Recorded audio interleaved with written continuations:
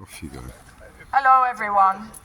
We are here outside HMP Belmarsh on Saturday the 10th of February, which is about 10 days from when the last stage of Julian Assange's hearing process will take place at the Royal Courts of Justice in London, at the Aldwych.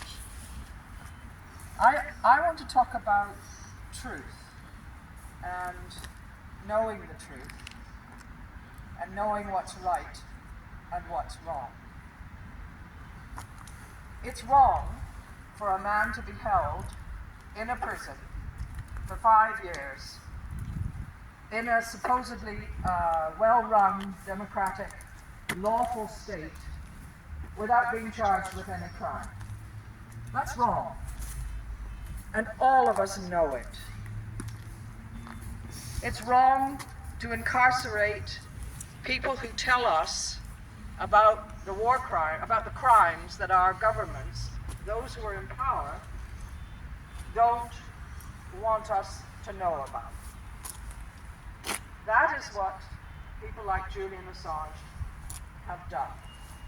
He, as a publisher and a journalist for Wikileaks, told us, the citizenry, about the crimes that were being committed, truthful information, the truth, that were being committed against other people in other parts of the world. Women, children, journalists, civilians, innocent people murdered by our states, by the US, and in complicity by the UK, who supplies armaments or the machinery to make armaments for all of these governments, particularly the US, which destroy and wish to control other countries around the world. That's a truth. That's wrong. I want to say something also about the way we treat our fellow human beings. And I want to say something particularly about the regimes of our prisons, our maximum security prisons, as they are called here, and the same thing in the States. The truth is, and everyone here, we all know it, and everyone in that building, whether prisoner or staff, knows that people who are sent to the United States to be incarcerated in their high security prisons are tortured. If anyone here thinks that isn't the truth, they are lying to themselves. And they know it.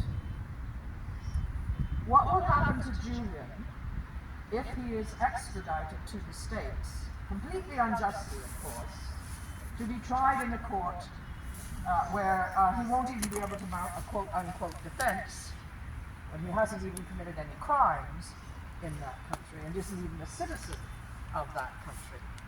The treatment which will be meted out to him is savage. He will be strip-searched continually at every opportunity. His dignity will be assaulted at all times. He will be kept in a cell, a tiny cell, which will be lit all the time, 24 hours a day. He will be subjected to white noise also. He will have no contact with any other human being. 24 hours. His mental health, his physical health will be continually assaulted. And he's already going into that situation, if he does go into that situation, with severely weakened mental and physical health because of the regime which is practiced against prisoners in that monstrous building behind us.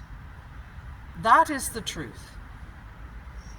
There is no gainsaying that, and it's wrong. It's wrong.